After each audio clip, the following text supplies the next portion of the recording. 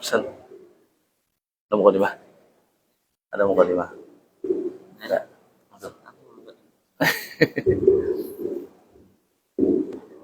Bismillah.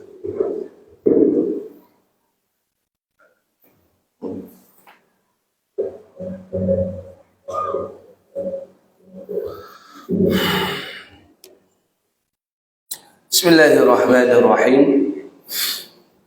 Assalamualaikum warahmatullahi wabarakatuh.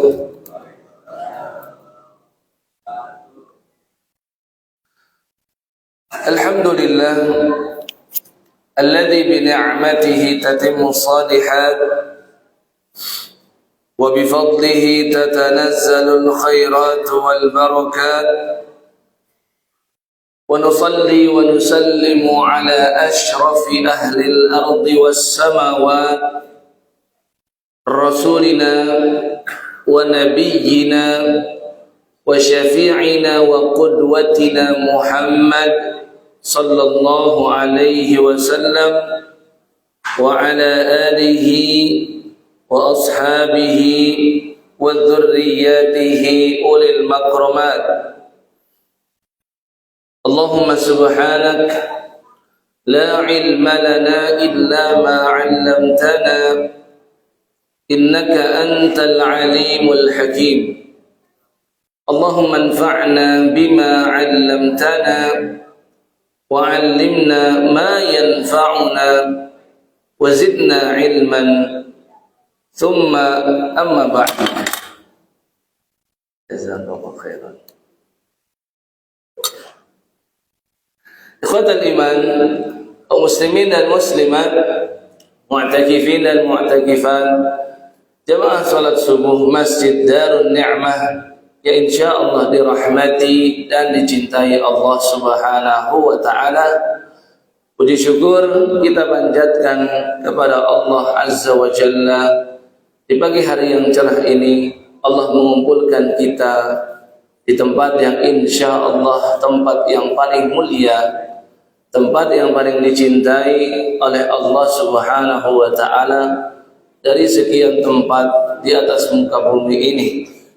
Kata Nabi sallallahu alaihi wasallam, ahabbul biladi ila Allahi masajiduha. Tempat yang paling Allah cintai di atas muka bumi ini adalah masjid-masjidnya. Tatkala hamba Allah berada di tempat yang paling dicintai oleh Allah, melaksanakan ibadah yang paling disukai oleh Allah, maka tidak ada yang menunjukkan sesuatu dari hal ini kecuali ini adalah kebaikan yang Allah berikan kepada kita. Belum lagi Nabi sallallahu alaihi wasallam sampaikan, man yuridillahu bihi khairan yufaqihu fid din. Barang siapa yang dikehendaki oleh Allah kebaikan, niscaya ia akan Allah berikan kefahaman tentang agamanya. Dan ta'lim kita di pagi hari ini adalah salah satu sarana dan wasilah untuk semakin kita memahami tentang ilmu agama kita. Maka seorang hamba Allah berada di tempat yang paling dicintai oleh Allah, melaksanakan ibadah yang paling dicintai oleh Allah, melakukan suatu ibadah yang membuat Allah memberikan kebaikan untuknya, maka pagi hari ini kita sudah banyak mendapatkan nikmat dari Allah Subhanahu wa taala. Bagi orang beriman, menyikapi nikmat yang banyak yang Allah hadirkan dalam kehidupannya adalah dengan cara meningkatkan kualitas keimanan, meningkatkan kualitas ketakwaan dan amal soleh. Mudah-mudahan Allah Subhanahu wa taala istiqomahkan kita semua dalam ketaatan. Amin ya rabbal alamin. Salawat dan salam kita haturkan kepada manusia yang paling mulia, menjadi pemimpin para nabi dan rasul, yang kehadirannya di atas muka bumi ini menjadi rahmat bagi alam semesta. Manusia yang selalu dipuji tidak hanya oleh penduduk bumi, namun juga oleh penduduk langit, dialah baginda Nabi Muhammad sallallahu alaihi wasallam, yang mana tidaklah seseorang mencintai beliau melainkan itu pertanda keimanannya. Keimanan seseorang akan selalu selaras dengan rasa cintanya kepada Rasulullah sallallahu alaihi wasallam. Semakin ia tinggi keimanan dan ketakwaannya, seharusnya ia semakin mencintai Rasulullah sallallahu alaihi wasallam. Dan bentuk pengungkapan cinta yang terbaik bagi umat Nabi sallallahu alaihi wasallam adalah menjadikan beliau orang nomor satu yang paling ia dengar, yang paling ia cintai di atas semua manusia. Yang kedua, memperbanyak sholawat kepada beliau, karena seorang pecinta akan senantiasa menyebut-nyebut nama orang yang ia cintai. Bahkan kita selalu menyebut nama beliau di dalam salat kita, dan tidak akan sah salat seseorang sampai ia bersalawat kepada Nabi Muhammad sallallahu alaihi wasallam, karena bersalawat kepada Nabi di dalam ibadah salat adalah bagian dari rukun salat yang tak boleh hilang. Kemudian berikutnya, jika memang kita mencintai Rasulullah sallallahu alaihi wasallam, maka pastikan kita selalu berada di jalannya beliau. Pastikan kita senantiasa mengikuti sunnah beliau. Pastikan kita menjadikan beliau sebagai tauladan kita dalam masalah ibadah dan muamalah dan yang lain-lain, karena itu adalah jalan keselamatan, dan mudah-mudahan kita termasuk umatnya yang mendapatkan syafaatnya di yaumil qiyamah kelak. Amin ya rabbal alamin. Pagi hari ini insyaallah dengan izinnya kita hendak melanjutkan pembahasan yang sudah kita bahas di bulan lalu tentang tema menjadi seorang penuntut ilmu yang sejati, yang mana di pertemuan sebelumnya sudah kita sampaikan bahwasannya seorang penuntut ilmu sebelum ia mendapatkan ilmu hendaklah ia beradab terlebih dahulu, karena ada 3 tahapan. Dari 3 tahapan yang harus dilalui bagi setiap muslim. Yang pertama, dia beradab terlebih dahulu sebelum berilmu. Yang kedua, dia berilmu terlebih dahulu sebelum beramal. Yang ketiga, hendaklah ia banyak beramal sebelum datangnya ajal. Nah, di bagian yang pertama ini, beradab sebelum berilmu, sudah kita sampaikan di bulan lalu bahwasannya inilah yang membuat para alim ulama di zaman silam, para salafus salih, nama mereka masih harum dan dikenang.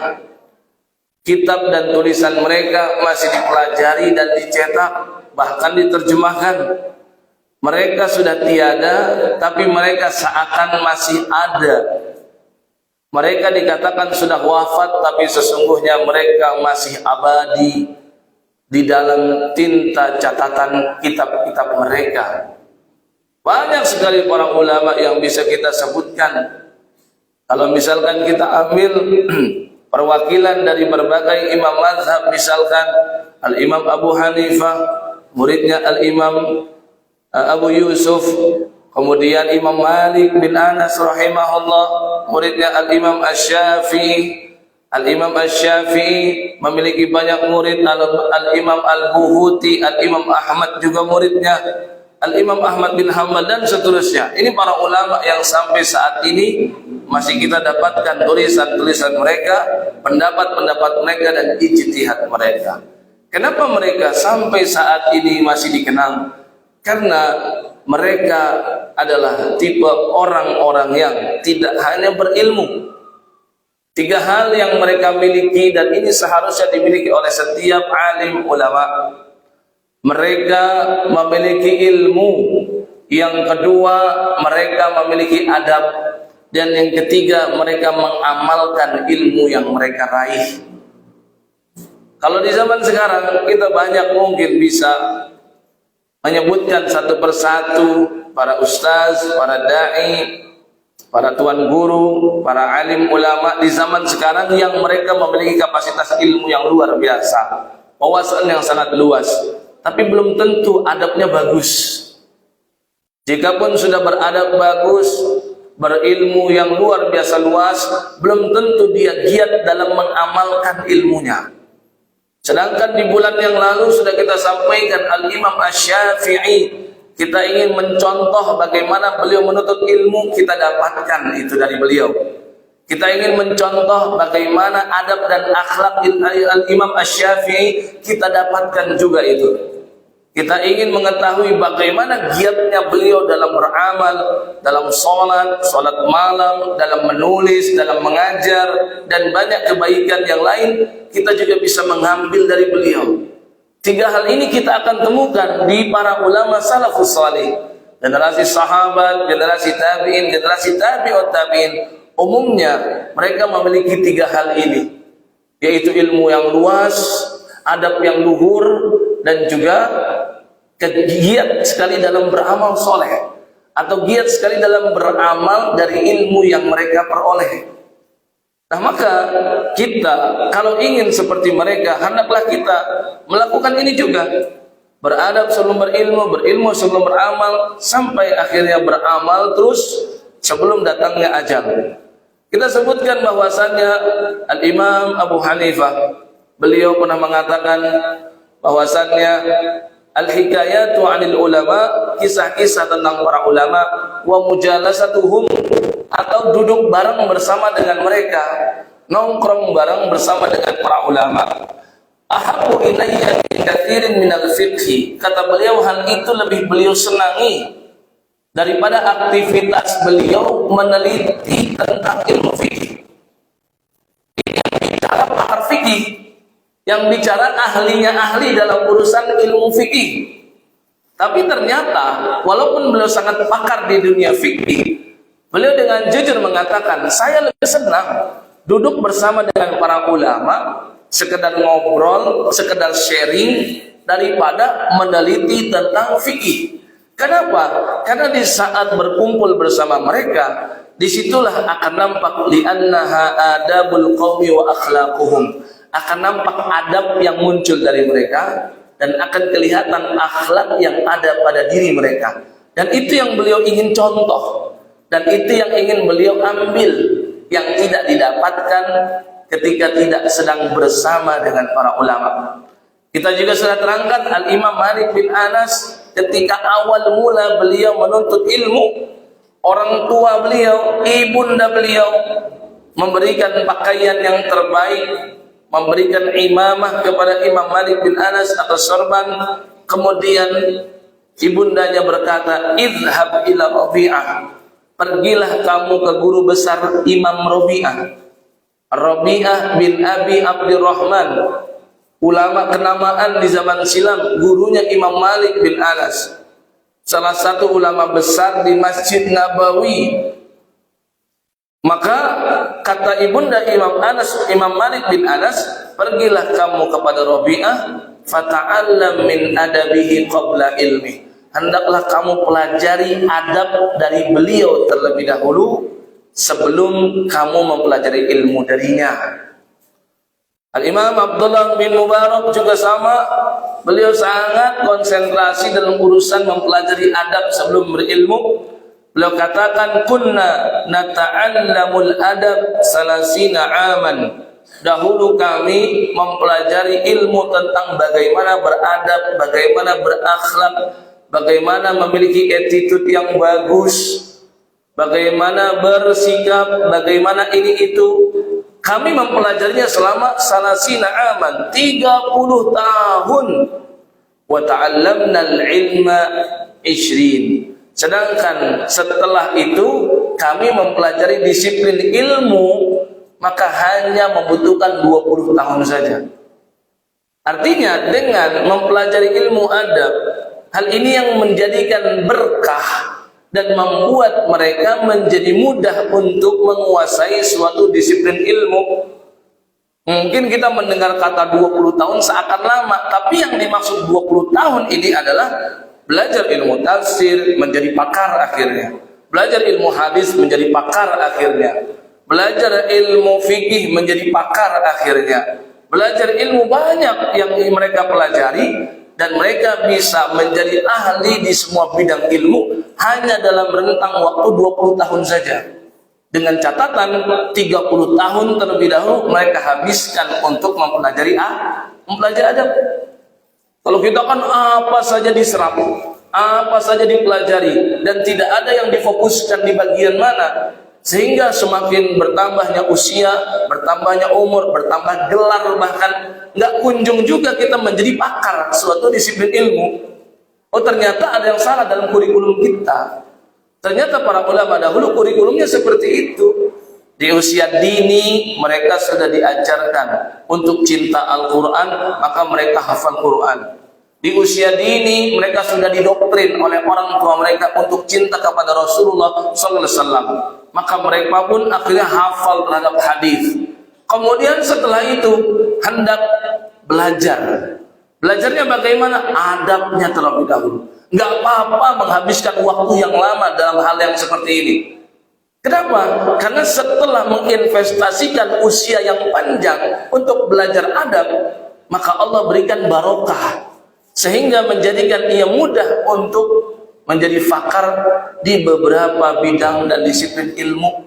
Ini yang mereka sampaikan, dan yang mereka sampaikan ini tentunya perlu kita ikuti. Maka untuk masalah beradab sebelum berilmu, kita akan bagi menjadi 4 bagian. Yang pertama, beradab kepada Allah terlebih dahulu, Zat yang alim, yang maha berilmu, yang maha mengetahui segala sesuatu. Yang dikatakan dalam surat Ar-Rahman, Ar-Rahman 'allamal Qur'an, khalaqal insana 'allamahul bayan.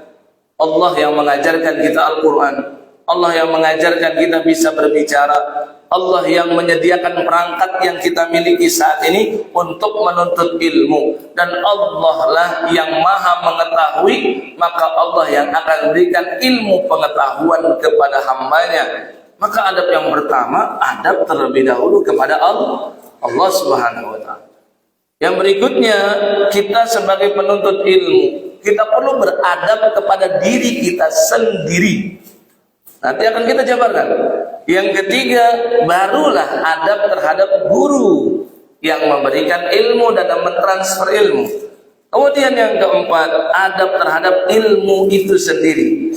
Adab terhadap ilmu yang sudah ia peroleh dan ia miliki. Ada 4, adab kepada Allah, adab kepada diri sendiri, adab terhadap guru, dan adab kepada ilmu yang sudah diperoleh. Untuk adab kepada Allah Azza adalah mempunyai niat dan mengikhlaskan. Menuntut ilmu itu adalah ibadah. Dan lalu kita sudah sampaikan berapa banyak orang tua ketika melepas anaknya menyampaikan, nah, ajar yang belajar di mana. Sekarang kita sebelum berangkat sekolah, nah, kamu mau ibadah. Kamu perlu menjaga adab ketika sedang beribadah kepada Allah. Kamu sudah berwudu belum? Kalau sudah, nanti di pertengahan pelajaran, kalau memang kamu batal wudunya, izin sama guru untuk mengambil wudu, karena kamu sedang ibadah. Jarang kan kita dengar seperti ini, ada pesan dan petuah yang luar biasa berharga dari orang tua kepada anak. Kalau ada, berarti tandanya orang tuanya sangat paham bahwasannya menuntut ilmu ini adalah ibadah. Pernahkah kita mendengar orang tuanya menyampaikan, nah, saat ini kamu akan menuntut ilmu, ini yang akan membuat kamu sukses dunia dan akhirat. Dan kalaupun seandainya kamu tidak sukses dunia, maka yakinlah Allah gak akan sia-siakan amalmu ini, sehingga kamu pasti akan sukses nanti di akhirat. Kalaupun tidak mendapatkan kesuksesan, jarang sekali kita menemukan ada orang tua yang berpesan seperti ini. Orang tua yang benar-benar faham bahwasannya menuntut ilmu itu adalah ibadah.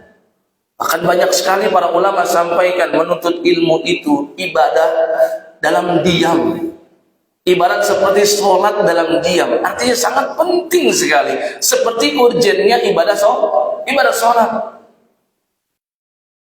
Banyak para ulama sampaikan juga salafus saleh, kebutuhan kita terhadap makanan jika dibuat perbandingan dan komparasi dengan kebutuhan kita terhadap ilmu, sungguh kita lebih membutuhkan ilmu dalam kehidupan kita. Karena seseorang itu bisa saja hidup dengan makan 1 kali 2 hari skalanya, 1 hari 1 kali untuk 3 hari bahkan ada. Itu seseorang yang sangat miskin. Wal'iyadzubillah, mudah-mudahan kita tidak ditimpa musibah seperti itu. Bisa juga orang 2 hari 1 kali makan, sehari 1 kali, bisa dia hidup dengan makan yang hanya sekali itu. Ada juga mungkin sehari 2 kali. Tapi bagaimana kebutuhan kita terhadap ilmu? Kata para ulama, di setiap tarikan nafas kita itu kita perlu ilmu. Setiap kita bertindak dan bertanduk, setiap kita bersikap, itu semuanya membutuhkan ilmu. Bayangkan Islam itu luar biasa. Agama yang benar-benar mentarbiyah pemeluknya untuk sangat mementingkan ilmu. Tarbiyah dari Allah, kurikulum dari Allah kepada nabinya. Ketika awal Nabi SAW dilantik menjadi nabi sekaligus rasul, ternyata untuk menuntut ilmu terlebih dahulu. Lihat firman Allah yang turun pertama, surat Al-Alaq, surat 96. Padahal nomor suratnya 96. Dan Quran yang sekarang ada di kita ini, urutannya betul-betul sesuai dengan yang di Lauhul Mahfuz. Tapi untuk penurunannya diawalkan oleh Allah Subhanahu wa ta'ala. Untuk penurunannya. Padahal nomor suratnya 96. Dan penomoran surat dan urutan itu sesungguhnya sesuai dengan bimbingan dari Rasulullah sallallahu alaihi wasallam. Tapi ternyata walaupun di urutan di akhir-akhir diawalkan oleh Allah, diturunkan kepada Nabi SAW, yaitu Iqra, disuruh banyak baca. Firman Allah berikutnya, walaupun ada perselisihan di antara para ulama, tapi banyak di antara mereka yang mengatakan surat Al-Qalam berikutnya, Nun wal qalami wa ma yasturun, demi pena dan apa yang mereka tuliskan. Apa maksudnya ini? Nabi SAW suruh menuntut ilmu. Menuntut ilmu gerbangnya membaca. Berikutnya apa yang sudah dibaca perlu diikat dengan tulisan, perlu dicatat.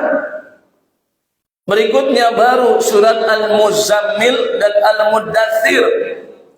Al-Muzammil turunnya 2 kali, ayat 1 sampai 19. 1 tahun kemudian baru ayat yang ke-20. Itu kesaksian dari Sayyidina Aisyah radhiyallahu taala anha. Nah, di antara 19 ayat yang Allah turunkan kepada Nabi, ada di ayat ke-6-nya, inna nasyi'atan laili hiya ashaddu wata'an wa aqwamu qila. Sesungguhnya bangun di malam hari, bacaan Quran saat itu lebih bisa untuk meresap ke dalam hati, dan bacaan saat itu lebih mudah untuk diingat, tertancap kuat. Beda deh ketika kita baca Quran di malam hari dengan di siang, lain rasanya, taste-nya lain. Dan ketika diperintahkan bangun di malam hari untuk sholat malam, apa yang dibaca? Al-Quran. Bukankah Quran itu sumber ilmu? Artinya kalau kita melihat ayat-ayat yang turun pertama kepada Rasulullah SAW, maka hal ini menunjukkan kurikulum ilahi dari Allah Azza wa Jalla kepada nabinya, maka menuntut ilmu, yaitu membaca, kemudian yang kedua menulis, kemudian yang ketiga diulang-ulang apa yang sudah dibaca dan apa yang ditulis, diulang kan dalam sholat. Masya Allah, seperti ini nih Rasulullah Sallallahu Alaihi Wasallam. Maka ingat bahwasannya ketika kita menuntut ilmu secara ikhlas, murni, tidak ada niat apapun kecuali niat ibadah, dan boleh ditambah dengan niat lain yang sebagai ibadah. Ini tidak menghilangkan keikhlasan ya.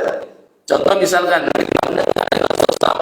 ilmu itu dimintai ampunan terus oleh makhluk-makhluk Allah, hatta halitan fil bahar, sampai ikan-ikan yang ada di lautan, kata Nabi, mereka beristighfar, memohonkan ampunan buat para penuntut ilmu.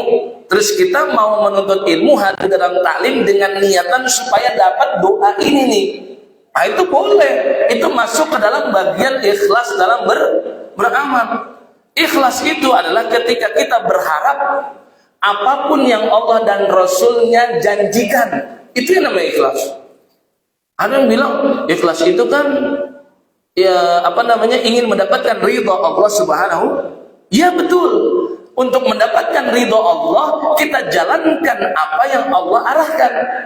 Dan ternyata Allah dan Rasulnya sampaikan seperti itu. Maka sangat bagus kalau kita hadir dalam taklim, kita perbanyak niat-niat yang menunjukkan keikhlasan kita. Tapi bukan masalah duniawi. Semua yang ada di hadapan Bapak Ibu berupa makanan, minuman, itu cuma tambahan aja. Itu hanya hal yang ekstra saja yang Allah berikan. Tapi asalnya kita datang ke sini, kita ingin menuntut ilmu, kita ingin mendapatkan pahala i'tikaf di masjid, kita ingin mengisi waktu supaya dapat sholat isyraq dan mendapatkan pahala haji dan umrah. Kita ingin dengan kehadiran kita di sini, duduk di sini sepanjang masih di masjid dan menjaga wudhu dan tidak bermaksiat, sepanjang itu malaikat mendoakan 3 hal. Allahumma gfirlah, ya Allah ampuni dia. Allahumma arhamha, ya Allah rahmati dia. Allahumma tub alaih, ya Allah terima taubatnya. Ini nih pengetahuan ini perlu kita hadirkan, sehingga duduknya kita niatnya itu banyak. Oh, saya juga duduk di sini ingin dapat doa dari malaikat. Saya duduk di sini juga ingin mendapatkan permohonan ampunan dari para makhluk-makhluk Allah Subhanahu wa taala, sampai ikan-ikanan di laut, kata Nabi SAW. Saya ingin hadir di sini untuk menambah keberkahan dalam kehidupan. Ini semua niat-niat yang menuju kepada keikhlasan. Dan semua amal itu memang harus ikhlas. Wa ma umiru illa liya'budullaha mukhlishina lahuddina hunafa. Dan dalam pepatah Arab disebutkan bahwasannya makana lillahi dama wattasal wa makana li ghairillahi in qata'a wa fasal.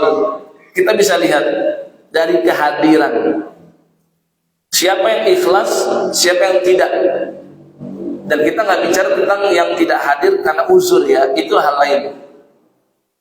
Pepatahnya, sesuatu yang dikerjakan karena Allah pasti dama wattasal. Akan apa? Akan langgeng dan kontinu ia kerjakan. Kalau memang karena Allah. Wa makana li ghairillahi in qata'a wa fasal. Sedangkan segala sesuatu yang dikerjakan bukan karena Allah, kita bisa lihat pasti inqata', pasti akan terputus amalnya, wan fasal, dan tidak akan langgeng, tidak continue.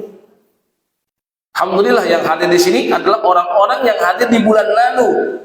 Artinya ini menunjukkan, ini kabar gembira yang Allah percepat. Mudah-mudahan ini pertanda keikhlasan kita dalam menuntut ilmu. Istiqomah, terus hadir, tidak terputus, tidak hari ini hadir besok enggak, kecuali kalau ada uzur syar'i, itu lain cerita ya.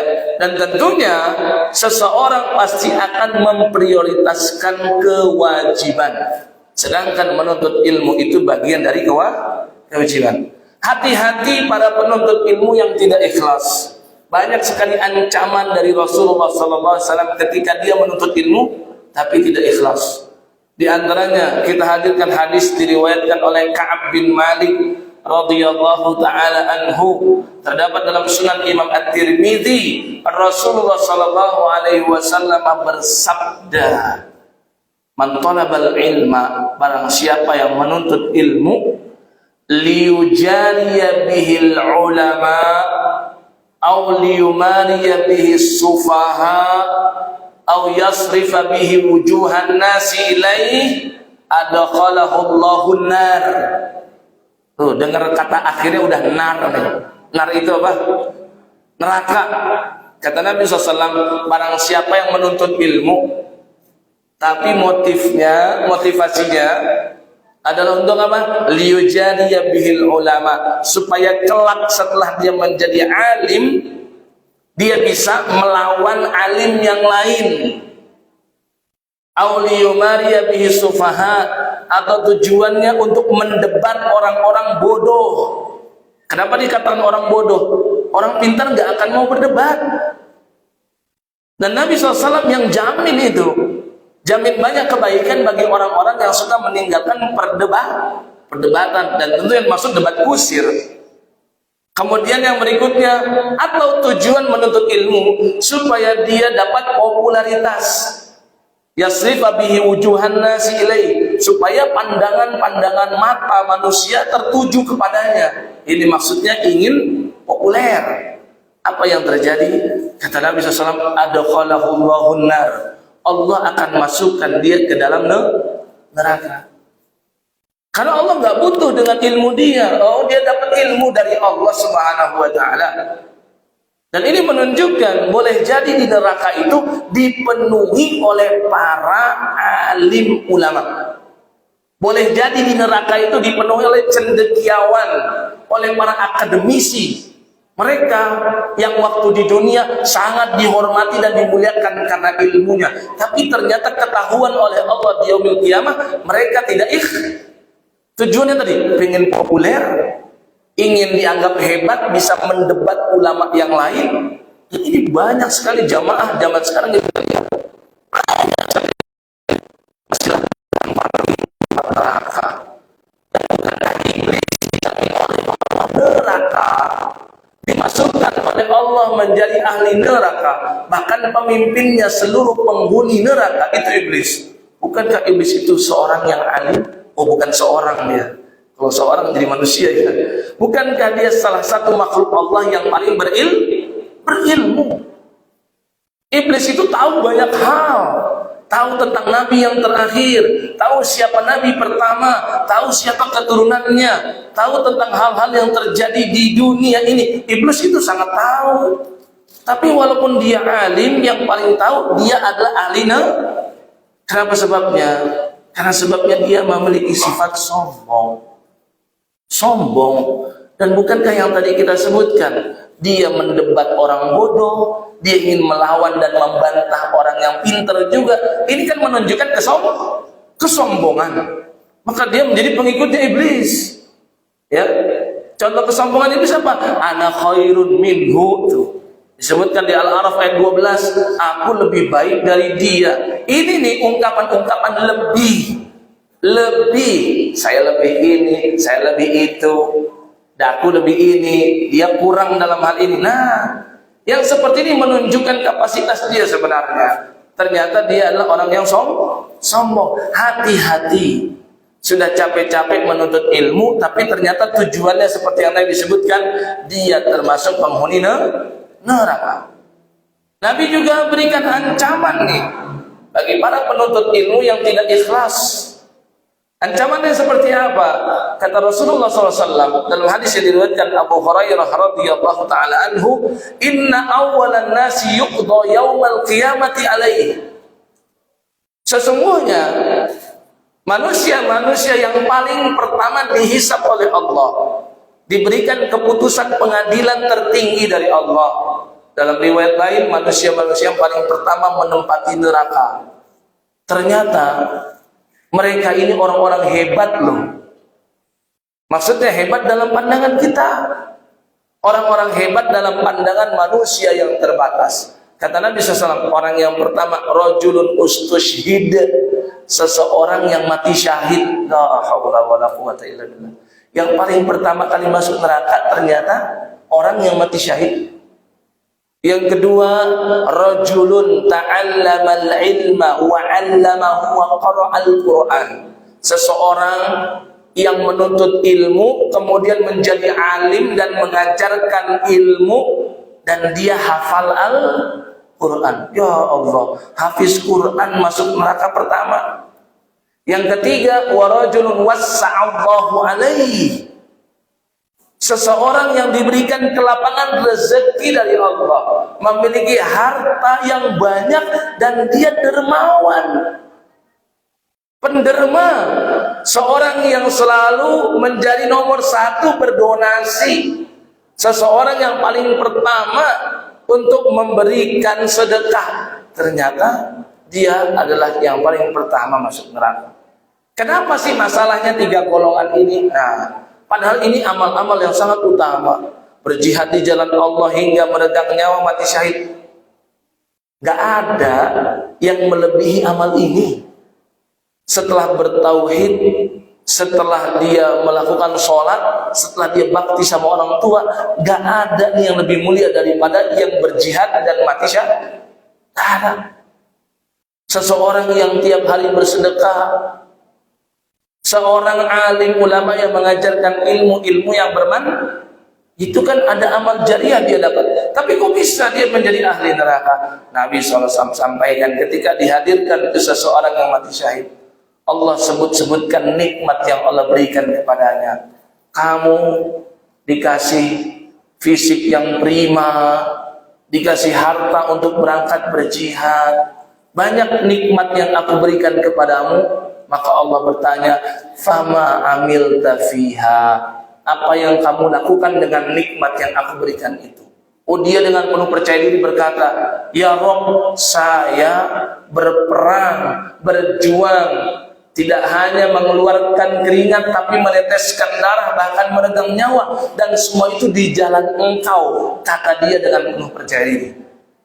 Tapi innahu alimun bidzatis sudur, sesungguhnya Allah Maha mengetahui kan isi hati, dan Allah Maha tahu. Dia tidak seperti itu, maka Allah bantah, kazabta, kamu dusta. Akan tetapi kamu berjihad supaya dikatakan pahlawan. Akan tetapi kamu berjihad supaya dikatakan pemberani. Akan tetapi kamu dikatakan supaya dikatakan orang yang hebat dalam peperangan, veteran perang ini dan itu, supaya mendapatkan pujian dari manusia. Terus kata Allah, dan kamu sudah dapatkan itu kan waktu di dunia? Sudah dapatkan itu. Dia meninggal dikenang di mana-mana. Bahkan kenangannya bisa sampai dijadikan sebuah jalan. Jalan disebutkan nama jalan fulan. Oh, ternyata pahlawan ini. Dan seterusnya tuh, dikenang dan dipuji oleh manusia. Kata Allah, kan kamu sudah dapat waktu di dunia, maka kamu nggak dapat apapun sekarang dariku, kata Allah. Ya Allah. Yang kedua kata Nabi SAW tadi siapa? Seorang alim ulama, seorang penuntut ilmu hingga menjadi seorang alim ulama dan dia hafal Quran. Ya Allah. Ketika Allah sebutkan beberapa nikmat yang Allah berikan kepadanya, kau telah kuberikan otak yang encer, IQ yang di atas rata-rata, kemudahan dalam menuntut ilmu, mendapatkan guru-guru yang sangat populer dan mentereng. Terus apa yang sudah kamu lakukan? Oh, dia katakan, saya menuntut ilmu di jalan Engkau ya Rabb. Allah jawab dan bantah, kazabta, kamu dusta. Tapi sebenarnya kamu menuntut ilmu supaya dikatakan kamu apa? Alim. Supaya dikatakan kamu apa? Kamu hebat. Kamu cerdas. Kamu supaya dikatakan ustadz dai kondang. Supaya dikatakan ini itu. Maka kata Allah Jalla Jalla, dan kamu sudah dapatkan itu kan di dunia. Sudah mendapatkan banyak hal yang kamu inginkan itu. Niat kamu kan itu sebenarnya, kata Allah. Maka kau sudah tidak dapat apa-apa lagi di sini. Yang ketiga tadi itu, seorang penderma, rajin berdonasi, rajin beramal, bersedekah. Maka Allah sebutkan beberapa nikmat kepadanya. Kamu sudah dilimpahkan harta benda, bisnismu sukses, gajimu dinaikkan terus, jabatanmu ditinggikan terus. Apa yang sudah kamu lakukan dengan itu? Dia katakan, oh saya sudah banyak sedekah ya Rabb tiap hari. Sedekah subuh saya ikut andil, nasi Jumat saya ikut andil, ini saya ikut andil, semuanya pokoknya. Pembangunan masjid, renovasi masjid, santunan anak yatim, yayasan sosial, semuanya ada namaku ya Rabb di situ. Maka Allah Azza wa Jalla sampaikan, kazabta, kamu dusta, itu semua bukan karena aku, kata Allah, tapi itu semua supaya kamu dipuji. Seseorang yang ringan tangannya, seseorang yang murah hatinya, seseorang yang ini itu. Kamu sudah dapatkan itu kan waktu di dunia, maka kamu sudah nggak dapat apapun sekarang di sini. Kata Allah Azza wa Jalla. Kemudian kata Nabi, mereka pun dijebloskan ke neraka. Ini menuntut ilmu pertama beradab dulu sama Allah. Cara beradabnya kita harus ikhlas dalam menuntut ilmu. Ya, dan tadi kita sampaikan ikhlas itu adalah menginginkan dan berharap karunia yang Allah berikan.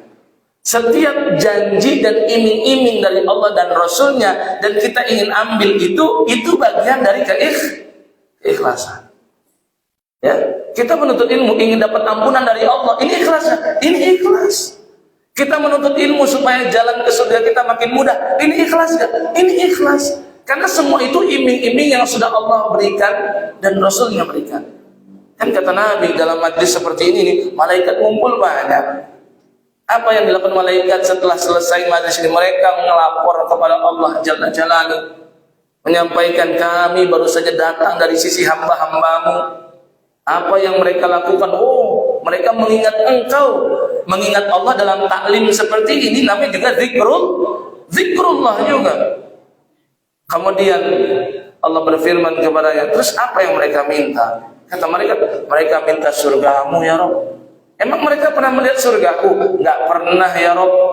Kata Allah, bagaimana kalau mereka pernah melihat surgaku? Pasti mereka lebih pengen lagi. Terus mereka meminta perlindungan dari engkau. Allah bertanya, perlindungan dari apa?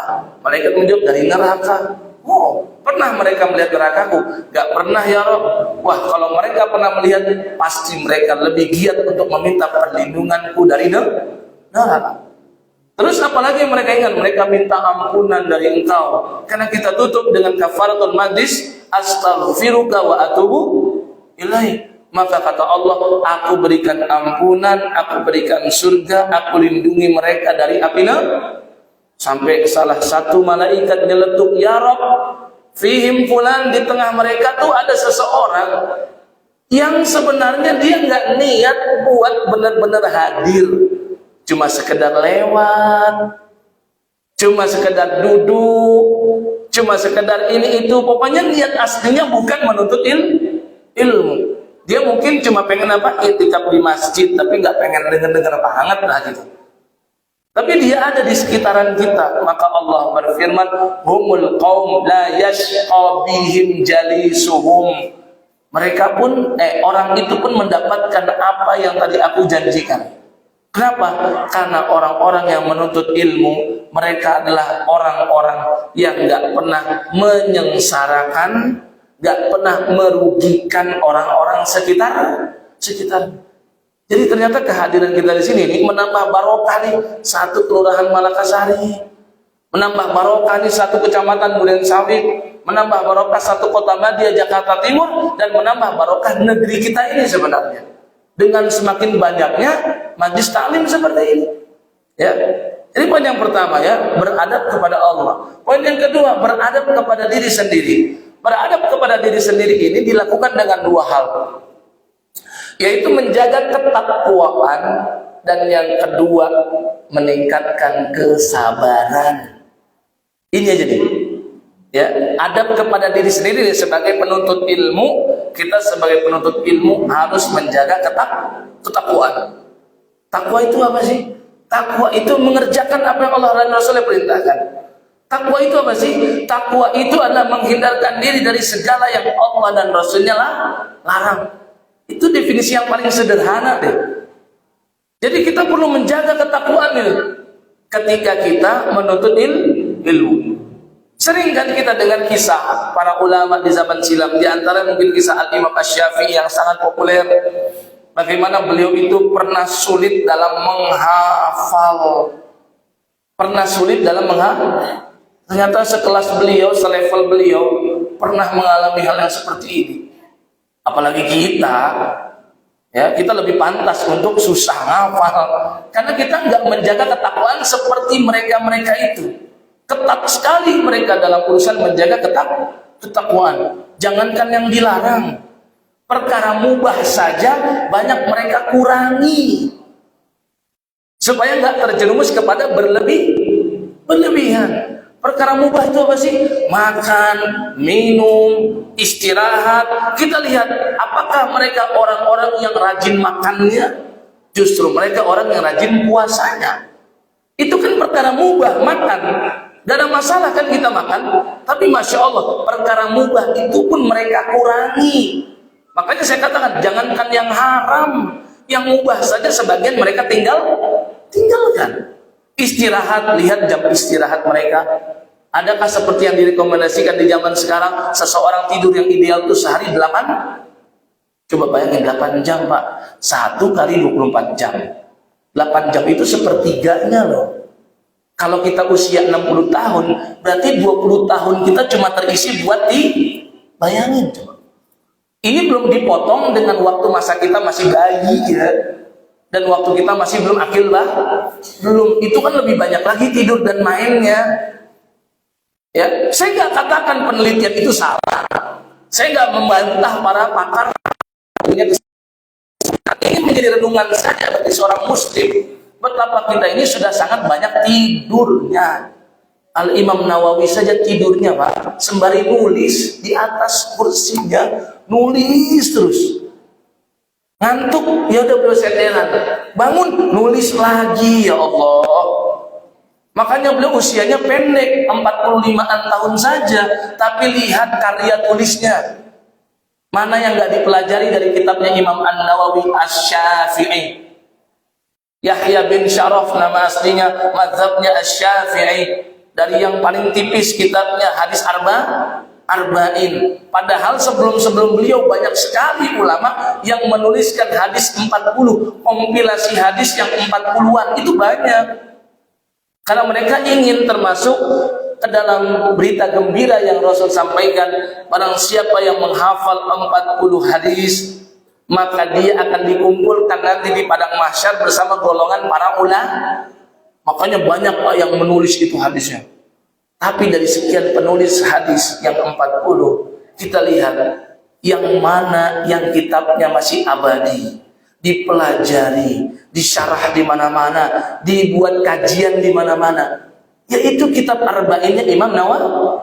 Padahal banyak kitab Arba'in versi yang lain sebenarnya. Saya sekolah di Timur Tengah, bicara Arba'in Nawawi, ya Arba'in Nawawi itu. Di Indonesia Arba'in Nawawi juga. Di mana Pak? Sampai di tempat lain yang mazhabnya bukan mazhab Asy-Syafi'i. Seperti di Turki, mazhab Hanafi mereka. India, Pakistan, Bangladesh, mazhab Hanafi. Di sana juga kalau mengkaji Arba'in siapa? Imam Nawawi. Ya, mazhab Maliki seperti di Maroko, di Tunisia, ya, di Algeria, itu kebanyakan mazhab Maliki. Di Afrika bagian utara itu mazhab Maliki kebanyakannya. Kalau mengkaji kitab Arba'in siapa yang mereka kaji? Arba'in An-Nawawiyah. Arba'in miliknya Imam Nawawi. Ya usianya boleh pendek, tapi lihat sampai sekarang masih dikenang abadi, Masya Allah. Itu dari yang paling tipis Pak ya. Kita belum bicara kitab-kitab beliau yang lain. Kitab Al-Adhkar beliau juga yang tulis tentang zikir-zikir harian, zikir pekanan bulanan, dan seterusnya. Apalagi kitab Riyadhus Shalihin min kalami Sayyidil Mursalin Imam Nawawi lagi. Apalagi Pak, dari kitab yang paling tipis sampai yang tebal. Di antara yang tebal apa kitab apa? Ada tahu? Syarah Sahih Muslim, Al-Minhaj fi Syarhi Sahih Muslim Ibn Al-Hajjaj. Oh, itu kitab itu tebal sekali itu, Pak. Bayangin, dan kalau kita buat asumsi ya, beliau menulis di usia misalkan 30 tahunan, dan usia beliau sampai 45 tahun saja. Dalam rentang 15 tahun, tapi karya tulisnya segitu, bisa kita katakan mustahil. Tapi kenapa bisa terjadi? Karena barokah. Itu. Ingat dulu belum ada istilah copy paste. Ingat dulu belum ada printer. Dulu belum ada mesin cetak. Kalau ingin mencetak buku, ya ditulis sendiri oleh penulisnya. Kemudian ingin diperbanyak, ditulis lagi oleh orang lain pakai tangan. Tapi Masya Allah, kita di zaman copy paste, karya tulis kita apa? Di zaman semua bisa diakses dengan Mbah Google, Syekh Google. Apa karya kita? Gak ada kan? Ini menunjukkan apa? Sebenarnya yang hilang dalam kehidupan kita adalah keberkahan seorang alim ulama. Masya Allah. Ya. Dan ini perlu saya garis bawahi lagi. Ini adalah kitab-kitab yang sampai ke kita. Belum kitab-kitab yang dibakar oleh para tentara Tatar ketika mereka menghancurkan Daulah Islamiyah. Yang kata para ulama, saat itu danau-danau dan sungai-sungai warnanya merah atau hitam.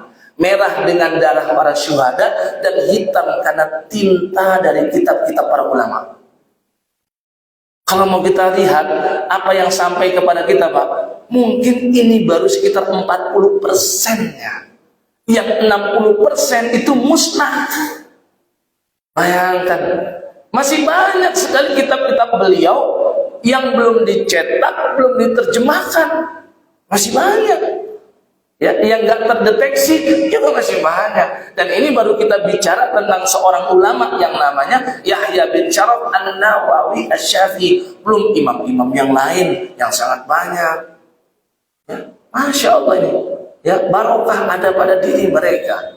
Ya, maka kenapa mereka bisa begitu? Karena tadi mereka beradat kepada diri mereka sendiri, karena mereka senantiasa menjaga ketakwaan. Yang membuat kita itu mudah lupa, Pak, itu karena kita menghilangkan takwa dalam hidup kita. Sering orang bilang, ya saya mah tipe orangnya susah ngafal, gampang lupa. Ini agak musibah ya. Kenapa saya bilang agak musibah? Ya karena ini masih lebih baik gitu. Daripada ini paling musibah justru susah ngafal, gampang lupa. Ini paling musibah. Masih mending kalau susah ngafal, susah lupa. Itu masih lebih ringan. Ya, kalau Imam Syafi'i itu apa? Gampang ngafal, susah lupa. Kalau Abu Hurairah nggak perlu ngafal, nggak lupa. Itu Abu Hurairah. Karena dapat mukjizat dari Rasulullah Sallallahu Alaihi Wasallam.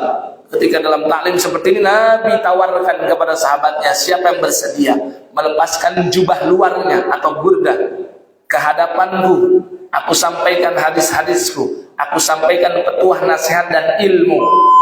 Kemudian setelah selesai, dia pakai lagi jubah ini, maka dia gak akan pernah lupa perkataanku selamanya. Langsung Abu Hurairah copot, Pak, letakkan. Dan benar, beliau sebagai sahabat yang paling banyak meriwayatkan hadis. Dan kalau mau buat perbandingan antara beliau yang di nomor atas dengan yang runner up-nya Ibnu Umar, jaraknya setengahnya. Beliau 5.000-an hadis, Ibnu Umar cuma 2.500-an hadis. Jauh sekali itu. Ya. Ini antara pemenangnya yang paling atas dengan runner up. Yang terdeteksi, yang tercatat oleh Imam.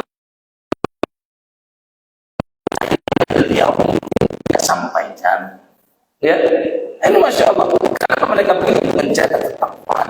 Imam Asy-Syafi'i pernah lepas takwanya sejenak aja, dan itu membuat beliau susah buat ngafal.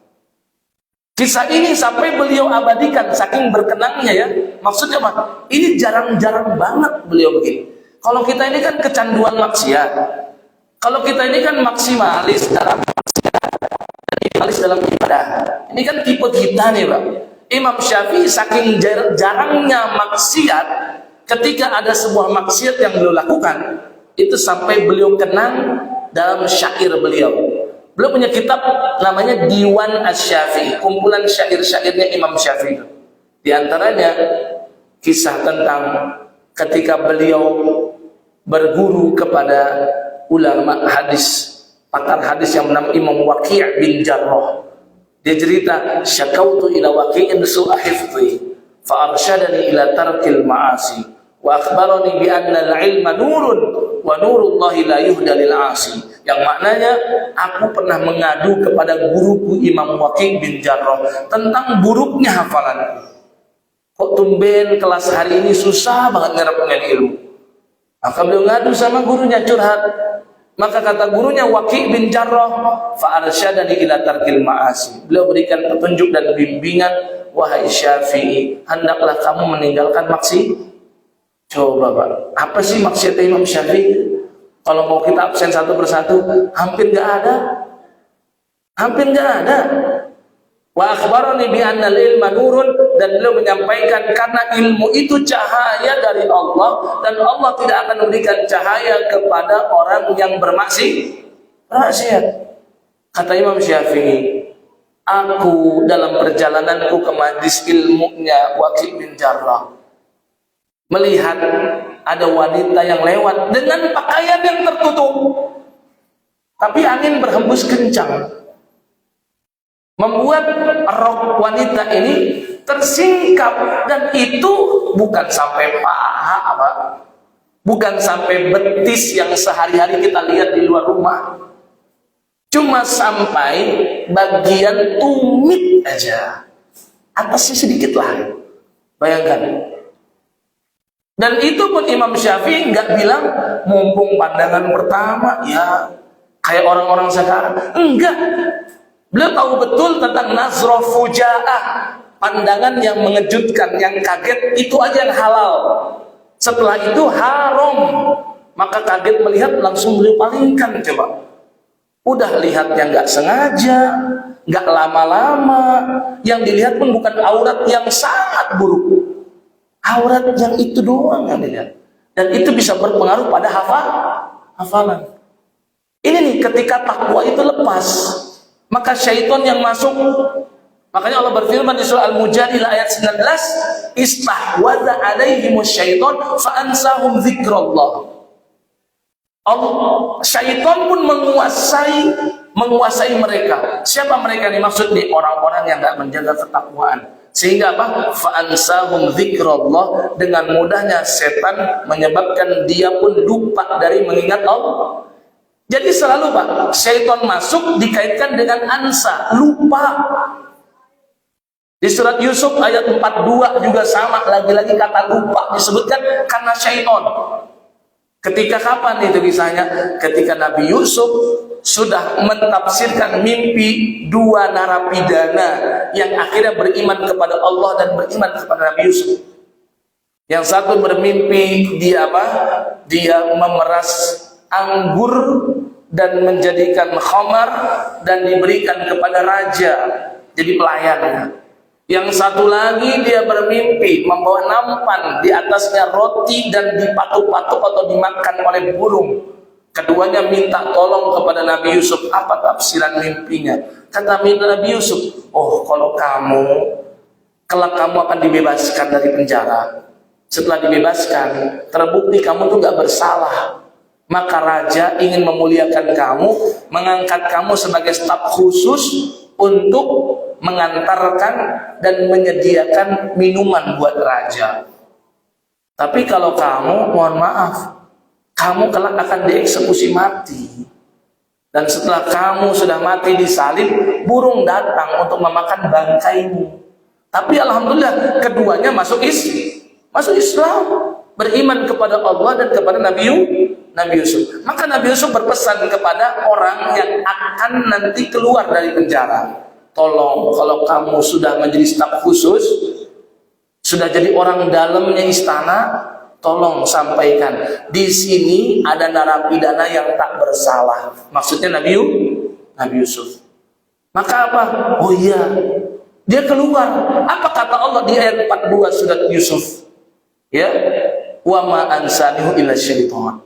Tidak ada yang menjadikan dia lupa kecuali setan tuh. Kalau kita suka lupa sesuatu, sebenarnya kita sedang dikuasai oleh syaitan. Wa qala lillazi dhanna annahu najin minhum adhkurni inda rabbi fa ansahu syaitanu dzikra rabbi. Nabi Yusuf berpesan, tolong kalau kamu sudah keluar sampaikan kepada raja. Tapi ternyata apa? Setan membuat dia lupa untuk menyampaikan itu. Jadi yang kita anggap, saya mah susah ngapal, saya mah cepat lupanya Ustaz. Saya tipe orang ngapal sekarang, besok mau udah lupa. Jangan keburu memvonis diri sendiri. Karena kalau kita sudah memvonis diri kita, sama saja kita menganggap kita ini sering dikuasai oleh syaitan. Karena yang membuat lupa itu tidak menjaga ketakwaan. Ya, ini baru poin kedua. Ya, tapi waktunya ada pertanyaan? Silakan.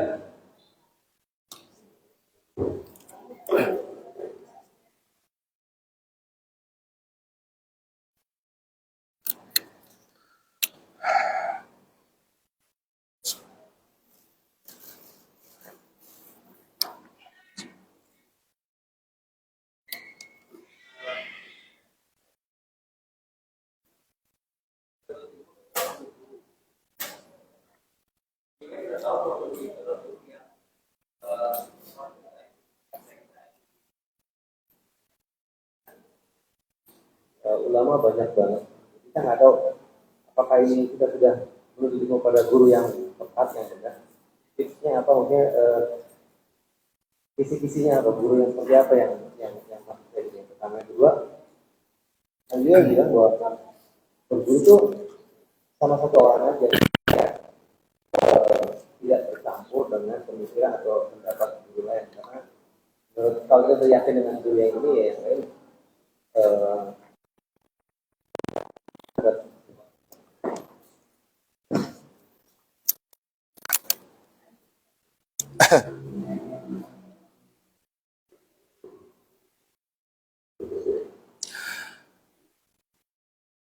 akhir zaman kita melihat seperti yang diprediksikan oleh Rasulullah Sallallahu Alaihi Wasallam, yaitu munculnya Ruwaibithah. Para sahabat nanya, ya Rasul, siapa sih Ruwaibithah? Nabi SAW sampaikan, itu tuh orang-orang yang gak punya kapasitas ilmu dan dia bicara tentang ilmu. Dan ini prediksi Nabi di akhir zaman. Kayak sekarang kita ini.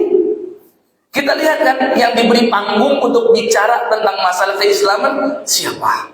Bukan orang-orang yang benar-benar punya kapasitas di dunia itu. Sehingga kata Nabi SAW, ini kan kisahnya panjang nih hadis Nabi.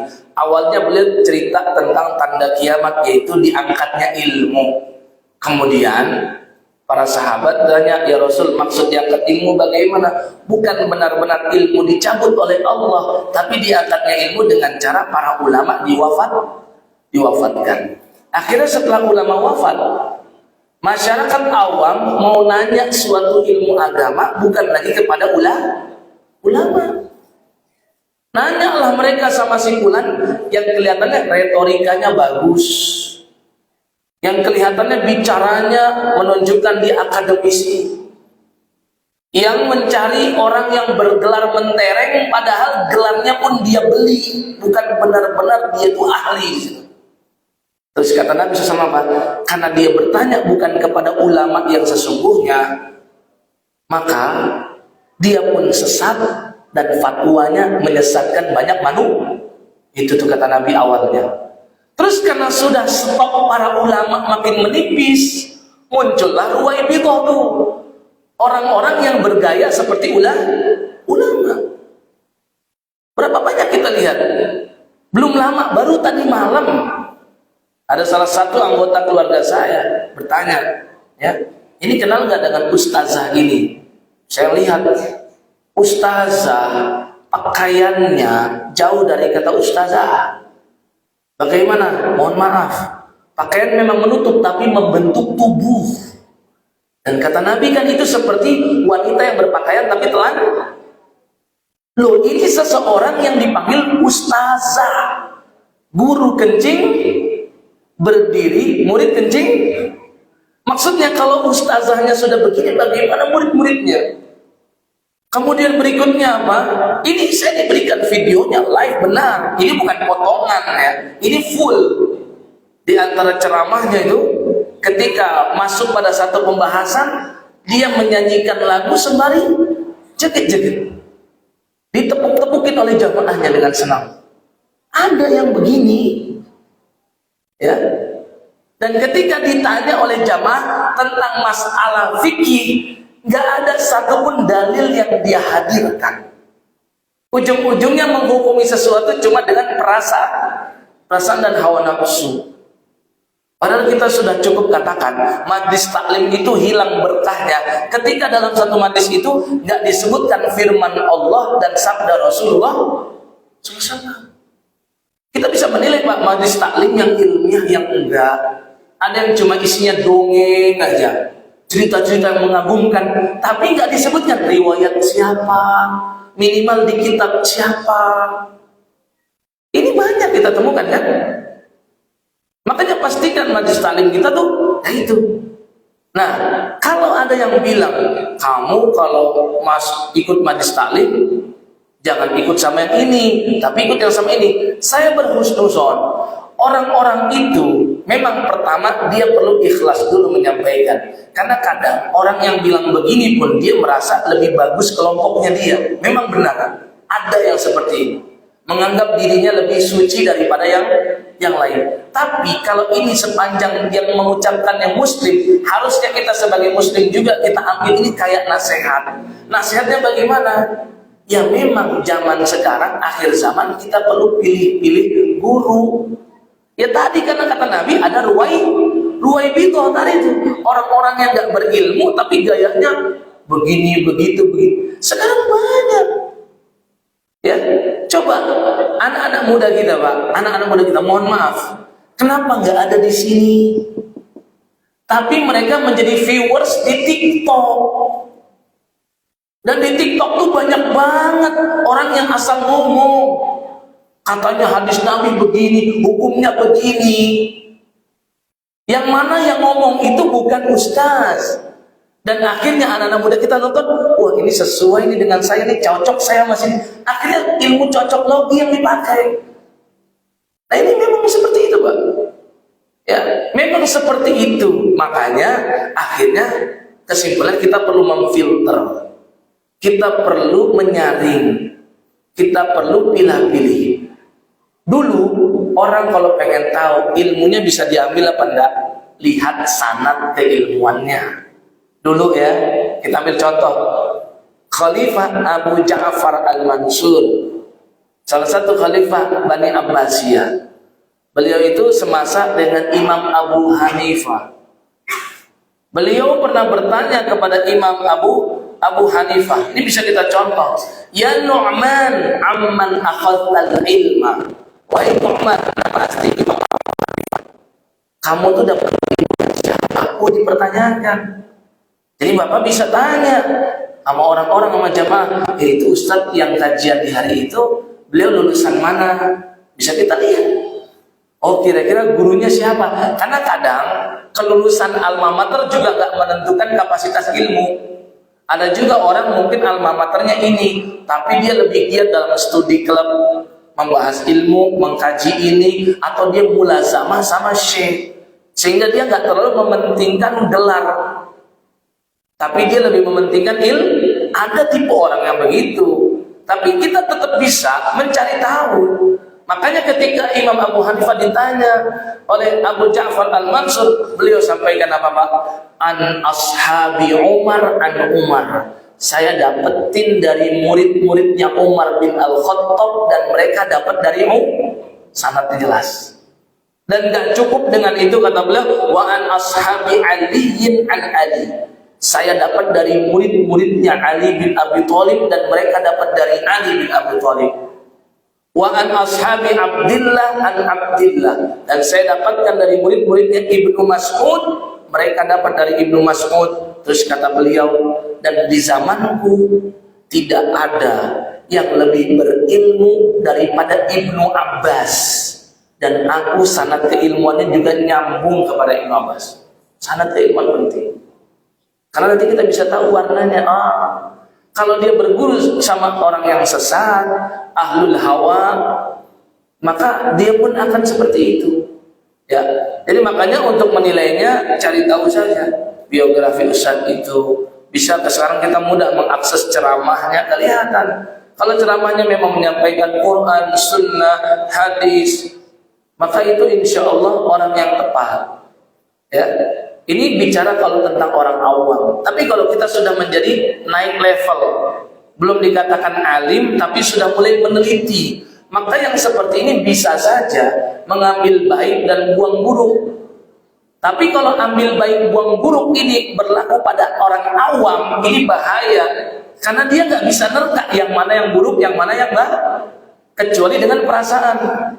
Tapi misalkan ya, kalau kayak saya nih, misalkan sudah mulai neliti perkataan ulama, ada juga ustadz lain yang isi di sini, saya dengar ceramahnya, boleh nggak? Oh boleh. Kenapa? Karena ada beberapa hal yang saya bisa saring. Oh di bagian ini, masya Allah ustadz ini memang benar nih, karena dia menyampaikan hadis ini yang saya belum tahu, saya ambil. Tapi ada yang tidak bagus, maka saya buang, karena bisa memfilter yang mana yang baik, yang mana yang buruk. Tapi kalau kita masih awam sekali, maka kaidah ambil yang baik, buang yang buruk ini tidak berlaku, karena masih sangat awam, belum tahu nih yang dia sampaikan benar apa enggak, baik atau enggak. Allahu a'lam bishawab. Ayo Ustaz. Terima kasih Pak Ustaz. Saya ingin tanyakan bahwa ilmu itu kan asalnya dari Allah Pak Ustaz. Kemudian mungkin turun ke Rasulullah. Dan Rasulullah itu diikuti oleh beberapa sahabat-sahabat, dan terakhir mungkin diikuti oleh para imam. Ada 4 imam itu. Nah ini yang saya tanyakan itu, kenapa kok setiap imam itu berbeda-beda ilmu yang disebarluaskan itu kepada para jamaahnya ataupun kepada sampai kita pada hari ini. Kan banyak contohnya ada membaca alhamdulillah tapi tidak pakai bismillah waktu salat. Kemudian juga ada yang memakai kunut, menyalakan pada kunut, tapi tidak ada juga yang memang tidak memakai kunut. Yang kedua mengenai ada ayat-ayat yang tadi Ustaz katakan, tapi ada ayat yang mungkin menarik Ustaz. Surat yaitu surat ayat Al-Mujadalah ayat 11.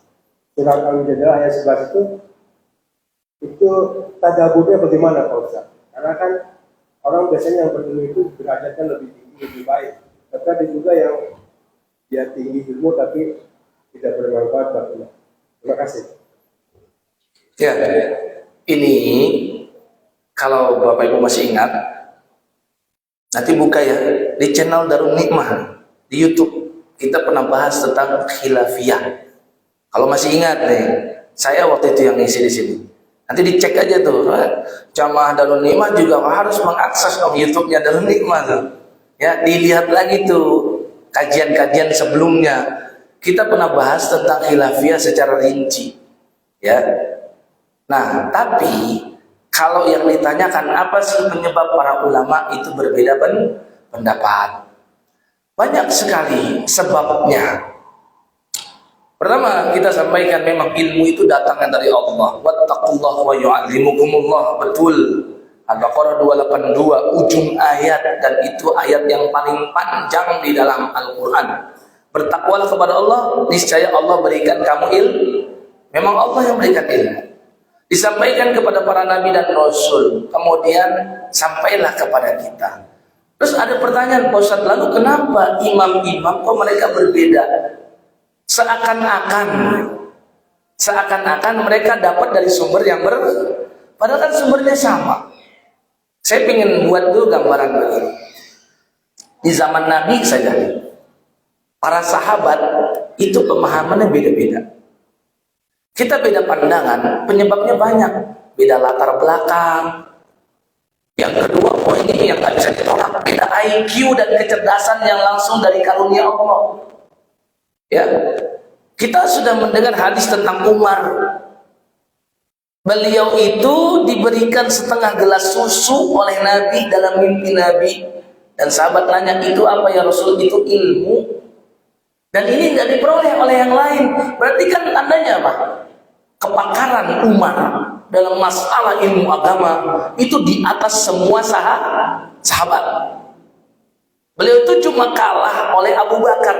Itu pun bukan dalam perspektif ilmu, dalam hal yang lain. Kalau ilmu, Umar tetap lebih unggul daripada Abu Bakar. Maka Nabi terangkan, laukana ba'di nabiyyun lakana Umar. Seandainya ada nabi setelahku, seandainya, tapi kan nggak ada. Maka yang paling pantas menyandang status nubuwah dan risalah adalah Umar. Ini menunjukkan Umar di atas yang lain. Berarti pemahaman Umar terhadap ayat pasti beda sama yang lain. Contoh, Nabi SAW turun setelah Isra dan Mi'raj, dan itu membuat sahabat selisih, Pak. Dengarkan perkataan Sayyidah Aisyah, istri Nabi. Barang siapa yang mengatakan Nabi Muhammad melihat Allah ketika dimi'rajkan di Sidratul Muntaha, apa kata Aisyah? Faqad iftara 'ala Allahil fariyah. Ini keras, Pak. Kata beliau, barang siapa yang mengatakan baginda Nabi melihat Allah langsung ketika di Sidratul Muntaha, maka dia telah berdusta atas nama Allah dengan kedustaan yang besar. Maksudnya apa? Beliau mengatakan orang yang bilang Nabi Muhammad menyaksikan Allah, dia itu loh maksud kata-katanya. Cuman keras banget ungkapannya. Faqad iftara 'ala Allahil fariyah. Ini pendapat siapa? Sayyidah Aisyah, istri Nabi. Kurang apa kemuliaan beliau? Istri Nabi, termasuk sahabat Nabi, ibunda orang-orang beriman. Tapi kita lihat perkataan Ibnu Abbas. Ini sahabat Nabi juga. Dan beliau disebut oleh Nabi ni'matur turjumanul Quran. Sebaik-baik penerjemah Al-Quran itu Ibnu Abbas.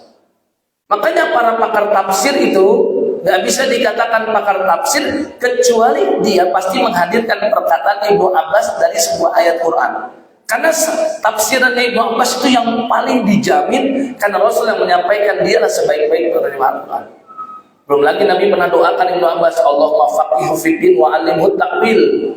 Sembari menepuk-nepuk dadanya, ya Allah, berikan kefahaman agama yang mendalam buat anak ini dan berikan dia ilmu tentang takwil. Maksudnya ilmu tentang tafsir Quran. Ibnu Abbas Pak lain. Ibnu Abbas berapa? Ro'a Muhammadun Rabbah. Ketika peristiwa Isra dan Mi'raj, Nabi benar-benar melihat Allah. Beda kan? Ini masih satu generasi loh. Dan dua orang ini menyaksikan Rasul langsung. Kebayangkan ternyata di zaman Nabi pun sahabat juga apalagi zaman kita lebih wajar lagi.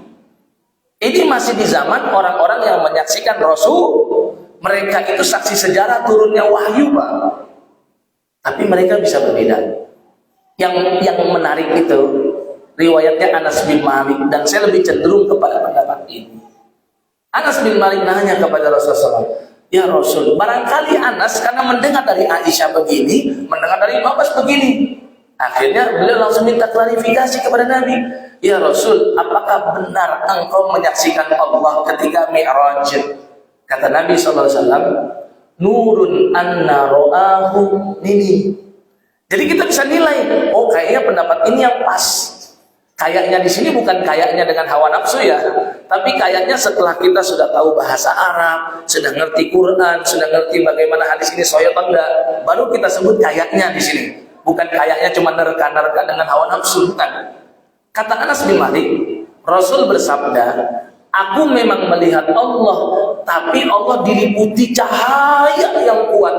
Maka bagaimana bisa aku menyaksikan Allah? Paham nggak? Jadi perkataan ini kan seperti jalan tengah. Dan perkataan ini nggak menolak perkataan Ibnu Abbas. Ibnu Abbas kan cuma bilang Rasul melihat Allah, nggak bilang betul-betul bisa melihatnya gitu loh. Melihat. Aisyah bilang enggak. Loh, Anas bin Malik berkata Rasul melihat tapi nggak mampu melihatnya karena apa? Tertutupi oleh cahaya. Dan secara logis kita akan katakan juga akan lebih pantas kalau Nabi itu baru menyaksikan Allah nanti di surga. Karena kenikmatan tertinggi para penghuni surga itu bukan memiliki istana yang megah, bukan memiliki makanan dengan variasinya, bukan menyantap minuman dengan berbagai warnanya dan rasanya, bukan sungai-sungai madu, sungai susu, bukan sungai khamar, tapi kenikmatan tertinggi para penghuni surga adalah apa? Melihat Allah Subhanahu wa ta'ala. Maka menjadi nggak istimewa lagi kan kalau Nabi sudah pernah melihat waktu di dunia. Sedangkan penghuni surga itu semua nikmat yang dia rasakan begitu istimewa. Kayak kita Pak sudah melihat dia, terus melihat lagi di kesempatan yang lain sama orang lain bilang, oh cantik banget dia tadi ya. Dia bilang biasa aja, kemarin saya udah lihat kok, kan begitu. Berkurangnya itu rasa nikmat kalau sudah pernah melihat sebelumnya. Begitupun ya, ini dicontoh di zaman sahabat pun berbeda. Nah, maka kalau mau kita buat urutan, kenapa bisa beda? Pertama, berbeda karena perbedaan menyimpulkan hadis. Hadis ini sahih atau dhaif. Karena sudah beda dari dia, maka ya sudah, yang berpendapat dhaif tidak mengambil hadis itu. Yang berpendapat sahih mengambil hadis itu. Paham nggak? Paham nggak sampai sini? Ya, masih ingat dulu pernah pertanyaan sholat tasbih? Itu diantara yang ulama selisih pendapat tentang hadisnya. Yang mengatakan hadis itu hasan, ya dia ambil, makanya dia berpendapat sholat tasbih iya disyariatkan. Yang berpendapat itu hadisnya dhaif, maka dia nggak mengambil, sehingga dia menyimpulkan berarti sholat tasbih tidak. Paham nggak? Dari akarnya, dari sumbernya sudah beda pendapat, maka beda kesimpulan umum. Ya, contoh lain Pak, masalah sahih atau dhaif. Hadis yang diriwayatkan Imam Tirmidzi, silakan yang punya kitab Sunan Imam Tirmidzi pasti temukan hadis ini. Imam At-Tirmidzi menuliskan hadis dari Rasulullah SAW, man qara'a surata Yasin fi lailatin asbaha maghfuran lah. Barang siapa yang membaca surat Yasin di sebuah malam, ingat bukan di malam tertentu, di sebuah malam, malam apapun, dan nggak perlu ditentukan malam khusus sehingga seakan-akan ini identik aman untuk malam itu aja. Tapi di sebuah malam, asbaha maghfuran lah, maka pagi harinya dia sudah dalam kondisi diampuni dosa. Ini Pak, Imam Tirmidzi nulis. Saya mau tanya, ada nggak yang meragukan kepakaran Imam At-Tirmidzi dalam ilmu hadis? Nggak ada. Penulis kitab Sunan tuh. Dan kalau sudah judulnya Sunan, beda ya. Ini juga perlu diperhatikan sama jamaah. Ada istilah sahih, sahih Bukhari, sahih Muslim. Kenapa disebut sahih? Karena yang lebih ditekankan pada kitab ini adalah riwayatnya yang sahih. Tapi ada nama kitab bukan sahih, namanya Sunan. Kenapa disebut dengan Sunan? Sunan itu adalah hadis-hadis yang boleh jadi nggak sahih, tapi hadis itu bisa diamalkan, ngerti nggak? Sehingga minimal derajatnya hasan. Artinya Imam Tirmidzi menghasankan hadis itu, tapi ulama hadis yang lain mendhaifkan hadis itu, sehingga menjadi beda kesimpulan hukum. Yang satu mengatakan surat Yasin ada keutamaan ketika dibaca di sebuah malam. Yang satu lagi mengatakan, oh tidak ada keutamaan khusus pada surat ya. Yang mengatakan tidak ada, kenapa? Karena ia berpendapat hadisnya toh, paham nggak? Ini salah satu sebab, Pak. Masih banyak sebab yang lain kenapa ulama beda pendapat. Ada, ini yang terakhir, ada yang sama-sama sepakat hadisnya sahih, tapi beda kesimpulan. Ini menunjukkan menyimpulkan hukum itu nggak sesederhana hafal hadisnya, tahu sanadnya, udah langsung simpulkan hukum. Enggak. Menyimpulkan hukum itu kumpulkan semua hadisnya dulu, sehingga kita tahu nih, oh ini konteksnya ini, oh ini sebabnya ini, oh ini turunnya atau hadis ini muncul sebelum turun ayat ini, maka ada nasakh, ada mansukh gitu loh. Semuanya dipelajari dulu sehingga baru disimpulkan hukumnya, sehingga pemahamannya universal. Tapi kita lihat zaman sekarang, orang baru dengar satu hadis simpulkan hukum. Jadi pemahamannya parsial, setengah-setengah. Ini contoh. Ada yang tahu riwayat tentang Nabi menyolatkan An-Najasyi yang disebut dengan sholat ghaib. Ini supaya kita tahu, ini contoh hadisnya semua ulama sepakat sahih, tapi kesimpulan hukumnya beda. Loh kok bisa? Nih makanya kita dengarkan. Hadisnya sahih. Nabi SAW tiba-tiba bilang sama sahabat, matal yauma abdun lillahi sholih. Hari ini telah meninggal seorang hamba Allah yang soleh, namanya Ashamah. Ashamah itu nama asli Raja Najd, yang kita tahu beliau sangat berjasa memberikan perlindungan kepada sahabat-sahabat Nabi dalam hijrah Habasyah 2 kali. Satu dipimpin oleh Utsman, yang gelombang kedua dipimpin oleh Ja'far bin Abi Thalib. Ini berjasa besar. Karena Nabi menginformasikan dia meninggal, tiba-tiba Nabi bilang, faqumu, ayo bangun yuk kita sholat ghaib. Sebenarnya sholat jenazah, tapi jenazahnya nggak dari tempat, makanya disebut dengan sholat ghaib. Ya, Nabi sholatkan seperti sholat jenazah. Dan dengan hadis ini sahabat juga jadi tahu, oh ternyata Najasyi itu muslim ya. Mereka menduga Najasyi tidak muslim, hanya non muslim yang baik sama kita. Oh ternyata dengan informasi dari Nabi menunjukkan Najasyi muslim. Nah, tahu nggak Bapak Ibu sekalian? Imam Abu Hanifah tahu ini hadisnya sahih, tapi beliau mengatakan sholat ghaib itu bid'ah. Loh kok bisa? Ini kan yang perlu kita pahami. Nggak jauh beda seperti Imam Abu Hanifah mengatakan qunut subuh itu bid'ah. Makanya saya sering bilang, jangan baperan kalau belajar tuh. Kita nanya sama Ustaz, hukumnya qunut subuh bagaimana? Dia kebetulan suka qunut subuh. Dikatakan oleh Ustaz, itu hukumnya bid'ah. Jangan baper atau emosi dan kesal sama ustadznya, karena sesungguhnya beliau itu cuman menukilkan pendapat Imam Abu beres, gitu aja loh. Dan Imam Syafi'i tahu banget Imam Abu Hanifah tuh membid'ahkan qunut subuh. Ada nggak riwayatnya Imam Syafi'i berkata, tuh jangan datengin Abu Hanifah, tukang bid'ahin orang. Ada nggak? Nggak ada. Kita baru temukan zaman sekarang. Zaman sekarang nih, penuntut ilmu yang KW-KW ya, ada ustadz membid'ahkan ini, kita langsung bilang, udah itu ustadz emang tukang bid'ah. Padahal mengingatkan bid'ah itu baik ya sebenarnya, baik loh, bagus ya. Makanya kalau ketemu sama ustadz begini, jangan baperan. Sesungguhnya beliau itu cuma mengikuti perkataan ulama sebelum. Imam Abu Hanifah mengatakan sholat ghaib itu bid'ah. Kok bisa begini kesimpulannya? Kata Imam Abu Hanifah, nggak ditemukan di hadis Nabi itu melakukan sholat ghaib kecuali sekali ini aja. Paham?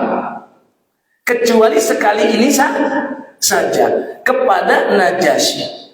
Kata beliau, padahal sahabat berapa banyak yang wafat di luar kota Madinah. Nabi nggak ikut dalam perang, Nabi menetap di Madinah. Kan Nabi kan sudah semakin tua. Nabi kirimkan detasemen khusus. Ya, nabinya menetap di Madinah. Nabi mendengar siapa yang meninggal di luar kota Madinah. Ada Abdullah bin Rawahah, ada Ja'far bin Abi Thalib, ada siapa lagi? Zaid bin Harisah. Ini anak angkat Nabi loh, Pak. Zaid bin Harisah itu dulunya budak, dibeli oleh sepupunya Khadijah, dikasih sebagai hadiah untuk Khadijah, dan Khadijah memberikan sebagai hadiah kepada suaminya tercinta Rasul. Maka Rasul bebaskan dia dan dia dijadikan anak angkat. Bahkan sampai Nabi mengatakan Zaid bin Muhammad, tapi Allah tegur, ini Zaid loh Pak, ini luar biasa. Bahkan dia yang pertama-tama masuk Islam. Sebelum Abu Bakar Islam, Zaid itu sudah masuk Islam. Kenapa? Karena Zaid itu ada di dalam rumah Rasul. Rasul tinggal sama Khadijah, sama Zaid, sama Ali bin Abi Thalib. Ya, itu tuh orang-orang yang pertama masuk Islam, Pak. Baru setelah itu orang luar, Abu Bakar, gitu loh. Tapi nggak ada riwayat satupun Nabi menyolatkan goib untuk mereka itu tuh, paham nggak? Paham nggak sampai sini? Sedangkan kalau mau buat perbandingan, siapa yang lebih pantas untuk disolatkan? Najasyi atau sahabat-sahabat yang tadi kita sebutkan? Ya, Abdullah bin Rawahah tadi, kurang apa beliau? Penyair Nabi. Ya, Zaid bin Harisah, anak adopsi atau anak angkat Nabi. Ja'far bin Abi Thalib, yang kata Nabi SAW, dia memiliki sayap di surga. Kenapa? Dia ketika memegang panji itu dipotong sama musuh. Ambil tangan kiri, dipotong lagi. Terus akhirnya apa? Dia dekat, baru dia meregang nyawa. Kata Nabi SAW, nanti digantikan oleh Allah dengan sah. Itu Ja'far loh. Tapi Nabi enggak menyolatkan mereka. Berarti kata Imam Abu Hanifah, ini tandanya keistimewaan atau istilah khususiyah milik Najasyi. Makanya beliau tetap menyimpulkan sholat gaib itu tidak disyariatkan. Paham nggak sampai sini? Beliau menerima hadis itu benar, sahih menurut beliau. Tapi kesimpulannya Imam Syafi'i mendengar hadis ini, beliau langsung menyimpulkan sholat gaib itu sunnah. Loh, gak jauh beda kan dengan masalah kunut kan? Imam Syafi'i bilang sunnah, Imam Abu bilang bid'ah. Paham gak sampai sini? Ya, Imam Syafi'i sunnah. Kenapa bisa dikatakan sunnah? Karena sepanjang Nabi pernah lakukan dan gak ada indikator larangan. Karena biasanya kalau khususnya itu nanti tuh ada keterangannya dari Nabi. Contoh, Nabi kan menikah lebih dari 6. Itu khususnya buat beliau. Indikatornya apa? Umatnya dilarang. Pertama, An-Nisa ayat 3. Yang kedua, setiap yang mau masuk Islam dan dia punya istri banyak, mesti Nabi suruh, kamu suruh masuk Islam, pilih yang terbaik yang 4 dan ceraikan sisanya. Ini kan indikator yang menunjukkan berarti ini cuma buat Nabi saja dan nggak berlaku buat yang. Contoh, Nabi puasa wisol, habis puasa buka puasa lagi, sahabat ngikutin. Tapi Nabi bilang, ini kalau bukan karena hilal, saya pengen melanjutin supaya kalian kelelahan, tahu rasa lah, kata Nabi. Udah dilarang jangan wisol, tapi masih aja ngikutin. Ini indikator menunjukkan puasa wisol itu cuma khusus buat siapa? Nabi. Apalagi Nabi bilang, inni ut'amu wa usqa. Kalian melihat aku nggak makan nggak minum, tapi sesungguhnya aku diberikan oleh Allah makanan dan kalian nggak tahu. Itu loh, itu indikator. Nah, Imam Syafi'i mengatakan hadisnya jelas Rasul sholat gaib dan nggak ada indikator riwayat lain yang menunjukkan Nabi katakan ini khusus buat Najasyi seorang. Berarti sepanjang itu nggak ada, maka itu menjadi sunnah. Bahkan dalam mazhab Syafi'i disunahkan tiap malam sholat gaib untuk mendoakan kaum muslimin yang meninggal. Paham nggak sampai sini? Paham nggak? Pendapat ketiga nih Pak, yang terakhir. Ini memang kita agak detail, mohon maaf nih, kalau bikin capek nih. Karena memang beginilah, supaya kita paham benar, inilah khilafiyah. Yang ketiga, jumhur, mazhab Maliki dan mazhab Hambali. Ulama Hanabilah dan Malikiyah berpendapat sholat gaib disyariatkan khusus buat orang-orang yang kriterianya kayak Najasyi. Paham nggak? Jadi dia pertengahan nih. Imam Abu Hanifah katakan udah gak ada, itu khusus saja buat dia. Maka yang masih melakukan dikatakan Imam Abu Hanifah. Imam siapa tadi? Imam Syafi'i mengatakan ini kan tolak belakang banget nih, beda banget. Di pertengahan Imam Ahmad bin Hanbal dan Imam Malik mengatakan sholat gaib disyariatkan kok, tapi untuk kriteria orang-orang yang seperti Najasyi. Makanya akhirnya ulama menjadi mengatakan kalau yang meninggalnya itu seseorang muslim di tempat non muslim, maka dia sholat gaib lah. Ini kasusnya kayak aja, dia muslim tapi di tengah kaum Nasrani. Siapa yang menyolatkan dia kan? Nggak ada kan? Makanya Nabi sholat gaib. Ngerti nggak sih? Yang kedua, kalau dia itu punya andil besar kepada kaum muslimin, seperti jasa besar Najasyi yang berikan kepada kaum muslimin. Nah kalau yang meninggalnya cuma orang biasa, nggak perlu. Paham nggak sampai ini? Paham nggak pasal ini? Saya pun ikut pendapat yang ketiga ini. Tapi ingat, ini memang khilaf ulama. Walaupun saya sependapat dengan pendapat ketiga, saya nggak pernah berani untuk mengatakan Imam Syafi'i salah, Imam Abu Hanifah salah, karena mereka ulama besar yang sebenarnya lebih dekat dengan Nabi dan lebih paham terhadap dalil. Saya cuma bisa katakan saya dalam urusan ini ngikut Imam Ahmad, ngambil backingan karena Imam Ahmadnya, dan ngikut Imam Malik karena mereka pun juga ulama besar seperti Abu Hanifah dan Asy-Syafi'i. Saya sependapat dengan beliau-beliau itu. Sehingga kalau ada kerabat saya meninggal di Surabaya misalkan, oh saya tahu sudah disolatkan di sana, ngapain, nggak perlu saya sholat gaib. Tapi kalau saya dengar ada seseorang meninggal di negara yang mayoritas non muslim belum disolatkan, maka saya sholat gaib. Simpel kan menyikapi perbedaannya. Dan kita sudah tahu kan apa masalahnya, dan ternyata nggak ada saling hujat antara ulama besar itu. Ini baru 2 contoh ya. Mungkin nanti bisa kita kembangkan di kesempatan lain. Saya rasa ini udah makin panjang. Mungkin insya Allah pertanyaan kedua nanti lagi ya. Insya Allah ya. Subhanakallahumma bihamdika asyhadu an la ilaha illa anta astaghfiruka wa atubu ilaik. Wassalamualaikum warahmatullahi wabarakatuh.